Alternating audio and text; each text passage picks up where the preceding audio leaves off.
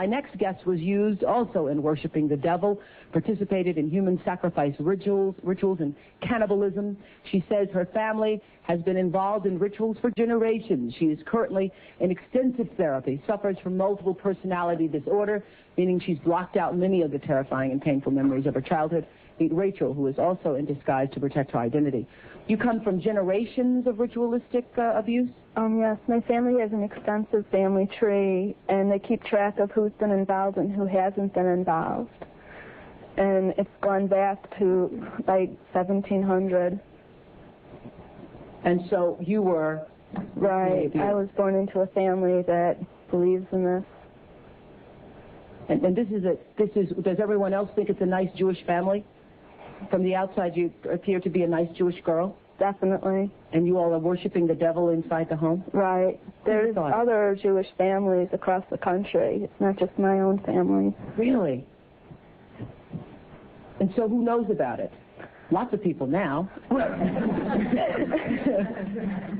I talked to a police detective in the Chicago area, and several of my friends know, and I've spoke publicly before. And so when you were brought up in this kind of evilness, did you just think it was normal? I've blocked out a lot of the memories I had because of my multiple personality disorder. But yes, I mean, it's like if you grow up with something, you think it's normal. Mm-hmm. I always thought something... So what kinds of things? You don't have to give us the gory details, but what kinds of things went on in the family? Well, there would be rituals in which babies would be sacrificed, and you would have to, you know... Whose babies? There were people who bred babies in their family. No one would know about it. A lot of people were overweight, so you couldn't tell if they were pregnant or not, or they would supposedly go away for a while and then come back.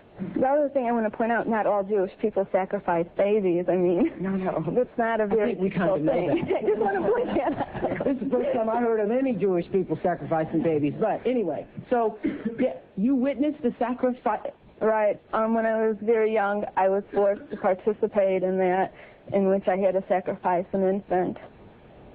And the purpose of sacrifice is to what? Is to bring you what? What are you sacrificing for? For power. Uh-huh. Power. And so, were you ever used? Were you ever used yourself? I was molested. I was raped several times. Mm-hmm. And what's your mother doing? She's... In all of this? What's her role in all of this? I'm not exactly what her role is. I haven't, recovered all of my memories, but her family was extremely involved. Mm-hmm. She brought me to it. Mm-hmm. Both of my parents brought me to it. And where is she now? She lives in the Chicago metropolitan area. She's on the Human Relations Commission of the town that she lives in, and she's an upstanding citizen. Nobody would suspect her. Were you raised with a sense of right and wrong, Rachel? Yeah. I mean, it's like I had both. I mean, to the outside world, everything we did was proper and right, and then there were the nights that things changed, that things just got turned around. What was wrong was right, and what was right was wrong. That's what helps to create somebody to develop MPD. Mm-hmm. Multiple personality. Right, right. Now, in your family, did you all call it worshiping the devil? No, Rachel, or I don't know. It was just evil, these things you did. Right. Well, I said it was evil, and they said it was good. There's a book that I had just come across called Lilith's Cave, which is a book of Jewish mysticism and supernatural, and there's a lot in that book that relates to what I, endured when I was a child.